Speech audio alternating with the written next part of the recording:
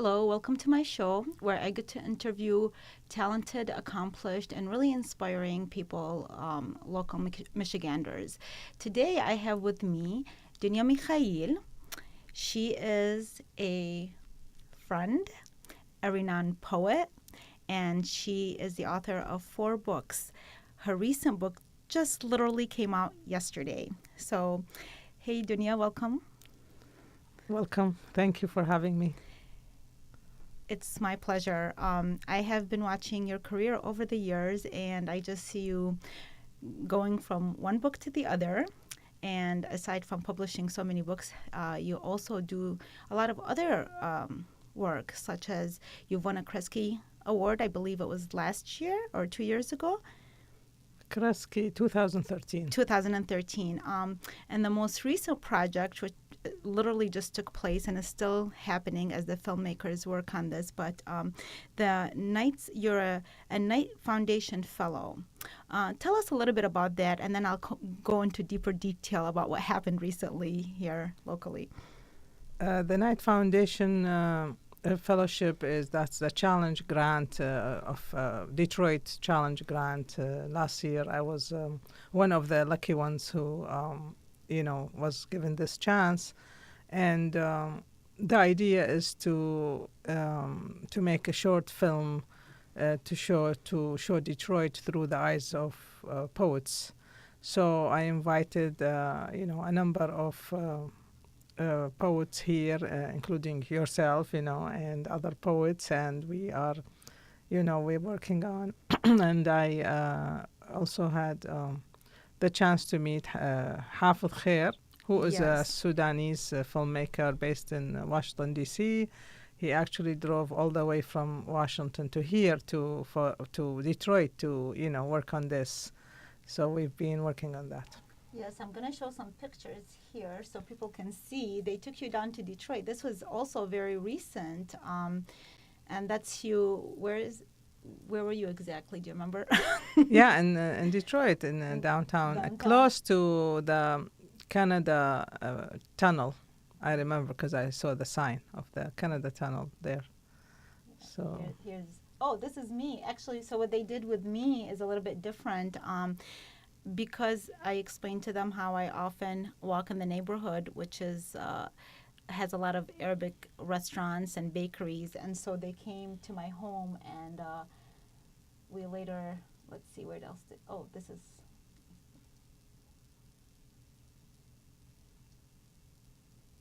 Yeah, so they kind of walked.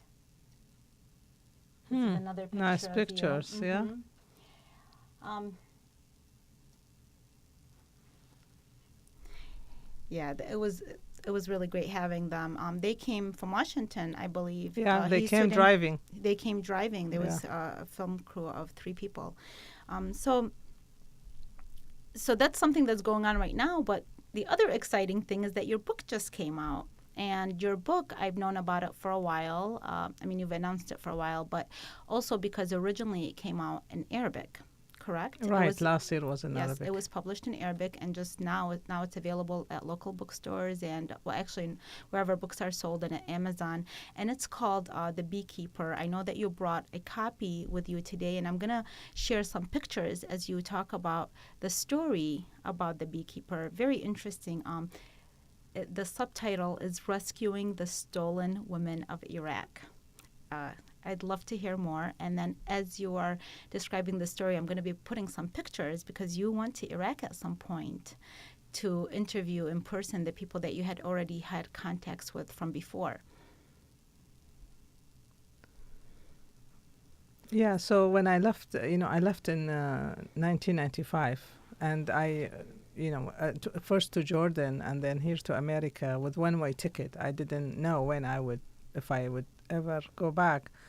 So I never went back until last year, after 20 years, So it was this big thing that happened that I felt I wanted to be back and to meet these people, specifically the Yazidi people in north of Iraq, and specifically the people I interviewed, I've been talking to for about a year.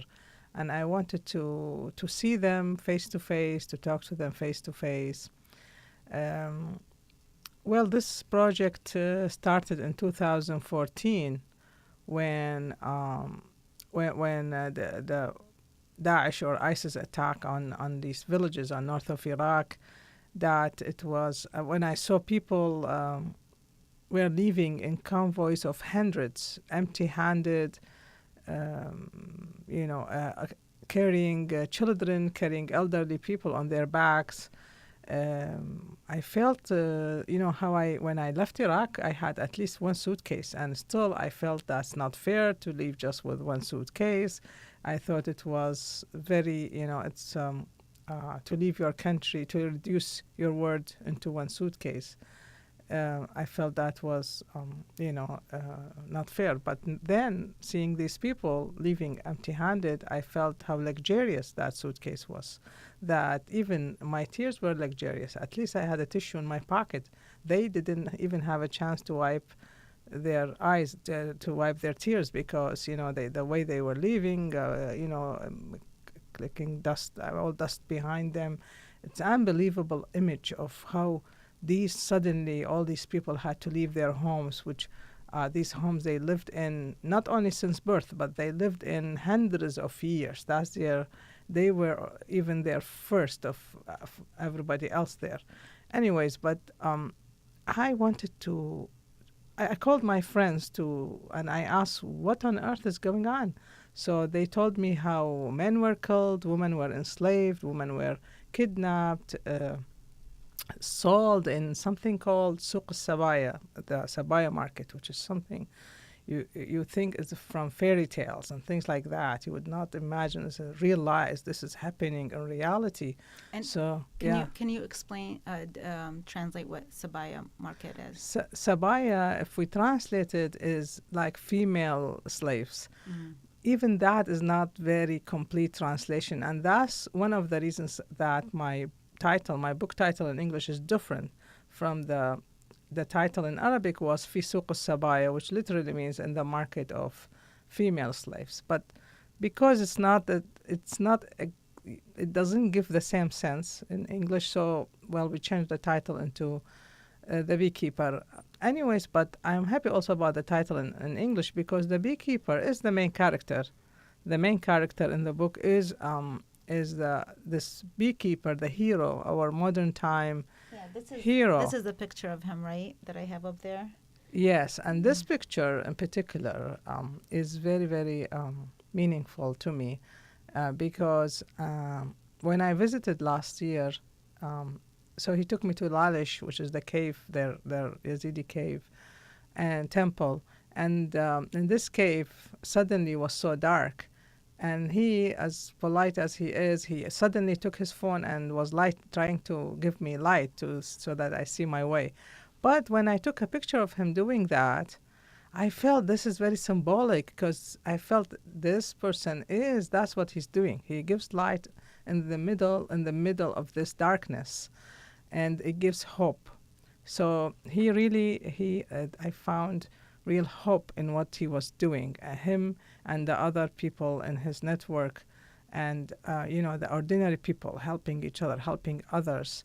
That was, that was to me, it was something, it made me actually decide that this book is going to come in this way, because as a poet, I thought I would write a long poem, an epic, which is my thing.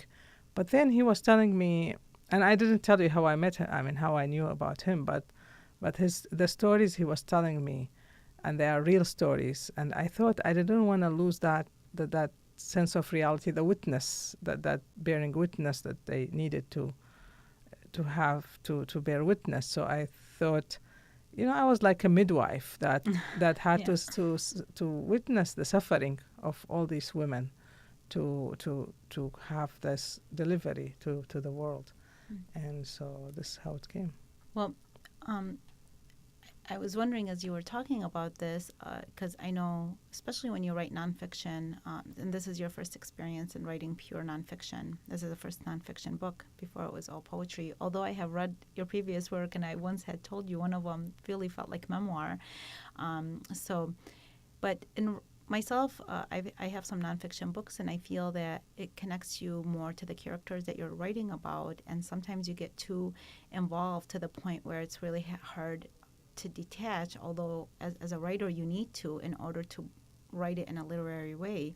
How did you manage that, seeing that suffering? And I've heard you read some passages in the Arabic version, and some of them, just even hearing it was a little bit difficult. How did you manage, as you were writing, to go that deep into a subject that obviously there was so much pain and suffering, and it's it could kind of be quite depressing. Right. Yeah, it was not easy at all.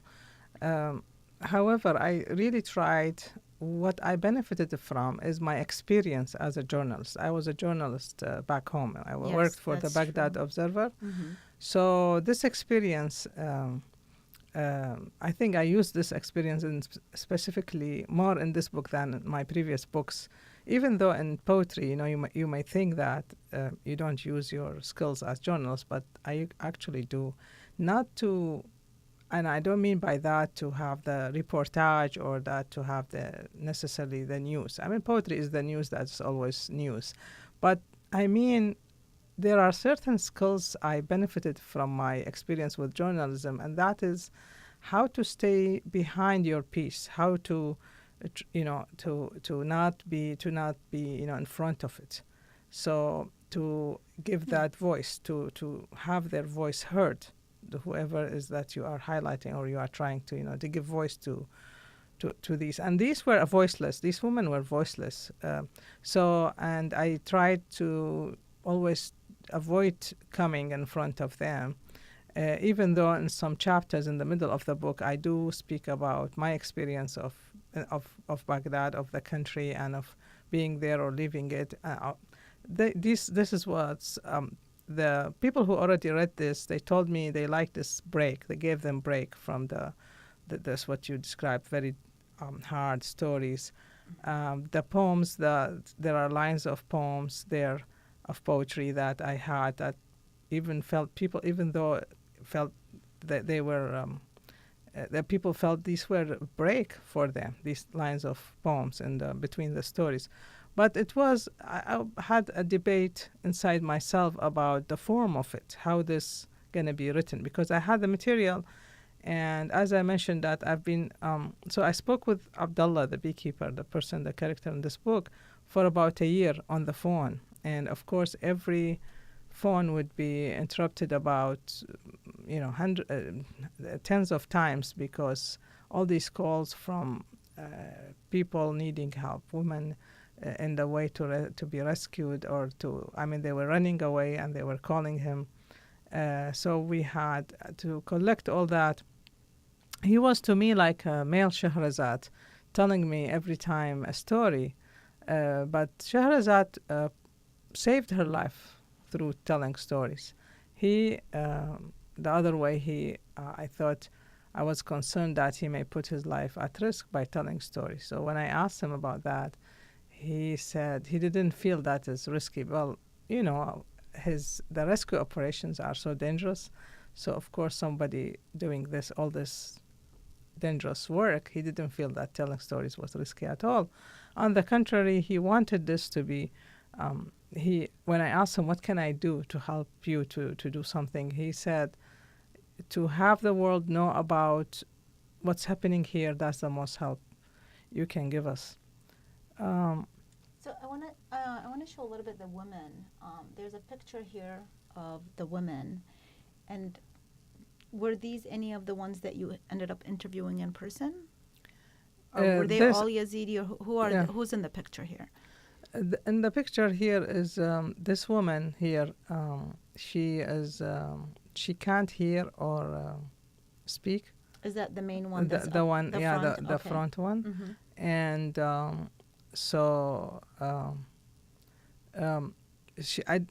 this woman in particular I didn't meet face to face. I didn't meet when I went there. I ended up meeting some of the women I talked on the phone. I met, but also I met other women that were not already in my So no, she was not one of that I met personally, but her story is fascinating. It's Is it in very the so book? moving. It's in the It's book, a of book. course. Okay. Yeah, it's in the book. So how it was so hard, of course, to rescue a woman who cannot, who doesn't speak or hear you. So because usually the first thing that the first step of this rescue operation is that the woman calls. She makes a telephone call to say where she is, that she's trying to run away. But this woman, she would not be able to speak to someone. She would not hear you. So this was the most difficult to rescue. So I'll leave her story Yeah. to to encourage So you there's a little bit reading. of a mystery in this Yeah, book. A little, yeah, yeah, yeah. That would be very interesting. But you didn't get to see her in person, but you were able to share her story in the yeah, book. yes, Okay. yes. Hmm. Um, the other thing I want to show here is there's pictures. There's pictures of the beekeeper with some children.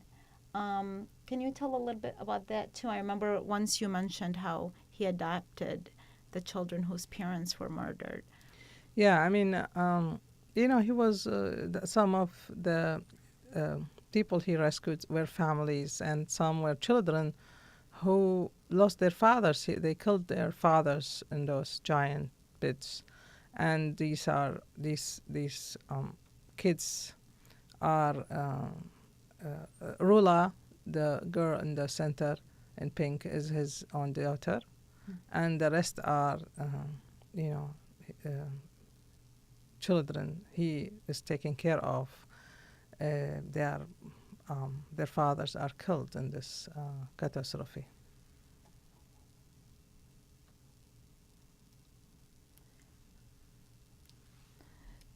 Um, what is he? Have you kept in contact with him since then? And if so, what is he doing nowadays? Is he Mhm. continuing on this effort? Does he have any help? Is he associated with organizations? Is there a way that a person at this point can help? I know I have talked to a lot of humanitarians who are trying to help Yazidi girls who have either recently run away or are still even with the ISIS members because maybe they're not so welcomed back by their families or there isn't an amount to pay for them. I'm interested to hear how has he evolved since you interviewed him because your book was completed, I believe, like was it a year or 2 years ago? When was the book complete and how has he changed since then? Yeah, well, the book was complete, right? Kind of, although there is no such thing as complete book as much as I'm concerned. But it was complete in 2016, and when the book in Arabic came out, it was complete. But then I didn't feel, I mean, even before that was complete, but I didn't feel it was complete unless I go and meet the people. So I made that trip, and then I added one more chapter about that trip. But I mean, even with that, I don't feel there's a complete book. I mean, if it was not in the form of book already, I can really still continue and add things to it. And I know more and more stories now after that are, but anyways, but the idea, these stories are all can be dealt with as one story because it's that one, her story, and the story of this, of their survival. And if we can call it survival, even that for me is not final. I don't believe it is. To say I survived is not a final statement because, because of what survived with them, because what's of their memory, what they have in their memory and all that they witnessed make it not a real survival. I mean, and especially as I mentioned in the book, to survive alone is the worst kind of survival. So that you were wondering about the beekeeper himself. So when I talked with him first on the phone, which was by chance, I was trying to talk to one of the women because a journalist friend who is a Yazidi, that he's a friend, and he told me that some woman already escaped. So that I thought, I wish I can listen to one of them. I wish I listened to such a voice. And he gave me telephone numbers. And then by chance, Abdullah answered one of the phones. And I was asking about this woman. He said Nadia is his cousin, but she was not there.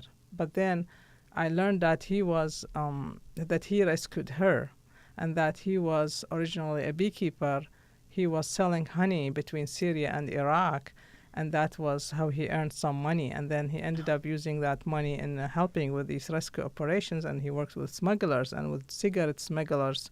And he developed a network of what I felt was like another hive, another cell, just like the hive, the bees hive, how he needed to be use the same skills, like to be careful, to be very accurate, but now he had to leave his bees and his home and his farm behind, and now he is in different now in a totally different world and life, and dealing with with this with them. I mean, he is dealing with them directly or indirectly, just with one goal to save as many people as possible. And it started personal level first. On personal level, he was trying to save his sister, his niece, and his cousins. And then on the way, he was saving other people. And his attitude was fascinating, because he said, like his mother is a funny person. He tells him, you're saving all these people. When are you saving ours? So he said, every day, about his sister specifically, he said, every day I save her. Every day when I save a woman, I save my sister. So his attitude was fascinating. And I don't know, now I'm still in contact with him, and he still he's doing more of this. But I don't know about the organizations and these types of things, of who he is dealing with or things like that. Yeah, like you don't know the details of how he's doing it, because obviously it's very complex, the things that they're doing over there, and every day new things come out. And I do know that there are a lot of organizations that are trying to help, but there's so many matters involved in this process. Yeah. I know the details of how he is rescuing the people, the details of how his network of rescuing, how is it working, because I asked him all these many questions, and I've been always with him. He's been so generous with me that he always put me in the picture, and he tells me. But I mean, I don't know about your other question, or whether there are organizations that are helping out. That I don't know. Okay. Yeah. And is he living mostly in northern Iraq, where it is safe? This is where you have to be living? He's from Sinjar. He's from Sinjar, but he left just like with others who left. They all left Sinjar when it was attacked and invaded by Daesh or ISIS.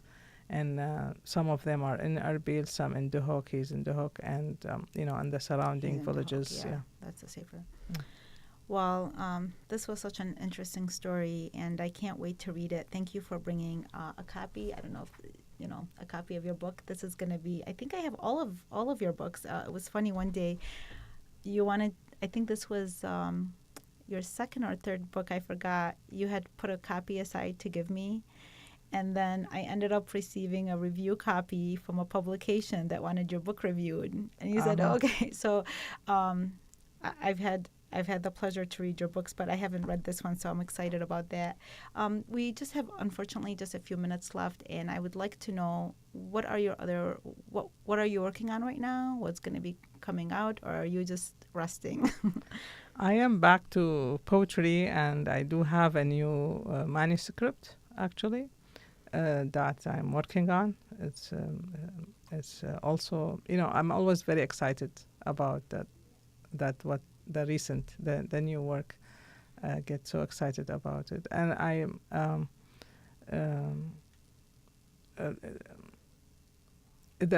also, again, there's going to be a problem with the title.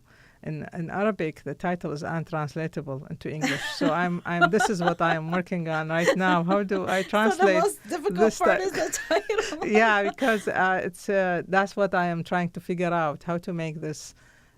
How because in English doesn't make sense now, so how try what to... is it in Arabic? Now I'm really curious. How this can make sense. Well, in Arabic, الغريبة بتائها المربوطة, which we have in Arabic language, a feminine symbol. It's like a circle with two dots. because Arabic, everything has gender. All the words, whether human or non-human, they have to be masculine or feminine. So to make a masculine feminine, to turn it into feminine, you need that feminine ending, which is called ta' marbuta. But then there's no such thing in English. So how do you translate the ta' marbuta? So that is now my. You're saying what I'm working on. I'm working on this. How You're translate working on this the title. yeah, in English. Okay, well, good luck with that. I do look forward to it. And, well, I really thank you for coming and being a guest today. It was fun. It's always enjoyable to see your work and, to see what's coming out. So we will be in contact again, because once the documentary comes out that Hafid is working on, the one with the Knight Foundation, I would love to have you and the other poets that were a part of this project. I would love to have you guys on the show. So that will be hopefully later this year. Oh, I'll be happy to, and with pleasure. Anything that I would love to, of course, promote the film, the Baghdad in Detroit project, and all of my colleagues were. I invited the other poets, so I'm happy to have them also, be Great. heard, their voices heard as well. Great. Then we will be seeing you again, and thank you for watching. Thank you.